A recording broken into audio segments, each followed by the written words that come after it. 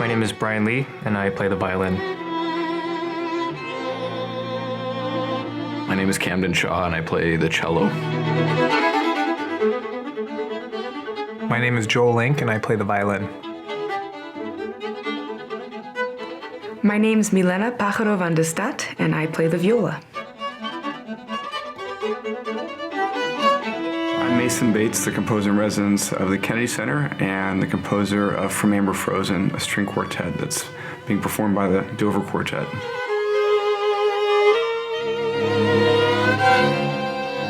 String quartet is the iconic chamber music ensemble, and that comes with a lot of baggage, a lot of weight, a lot of wonderful things too, because it's just this beautiful ensemble made up of four people, almost like in a giant marriage. They're kind of working together.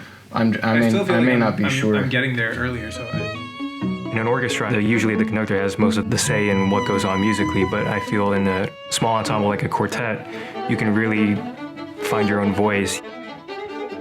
You're constantly shifting performance roles. You'd go from a soloistic role where you're the primary voice and then instantly, in just a moment, switch to maybe a secondary or tertiary role where you're really background. And those quick changes in how you're supposed to play and how much attention is supposed to be focused on you adds a whole other dimension of complication and skill that's really exciting and takes many years to get close to mastering. I think for people watching, it's tremendously interesting because there's just enough happening where you can really pick out different things, but you're not just listening to one thing all the time. So it's got a lot of interest kind of happening at all sides.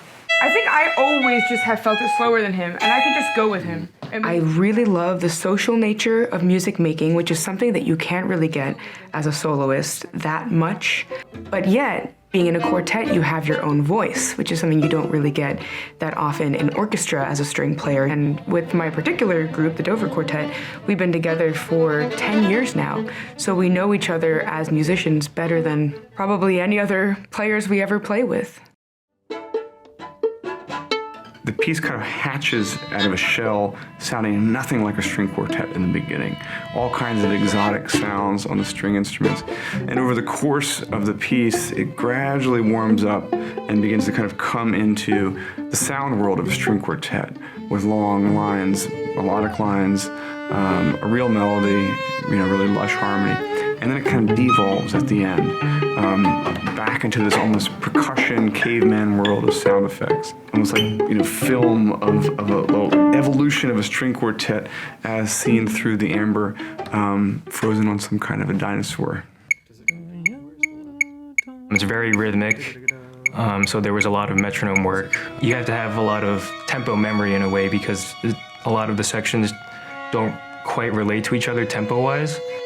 I think one of the hardest things is switching really quickly between playing with your bow and then playing pizzicato, because to play with your bow well in some of those situations, you have to have your hand quite far away, and then instantly you have to not only be back here to pluck, but you have to have your bow in your hand quietly, right? So you have to switch. It's almost like switching instruments really quickly.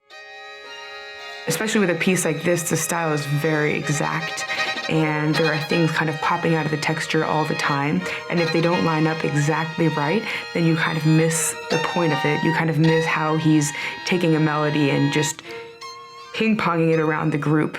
So it really just had to be like this little rustling thing. Yeah. One of the wonderful benefits of working with a living composer is that you can actually ask them questions firsthand.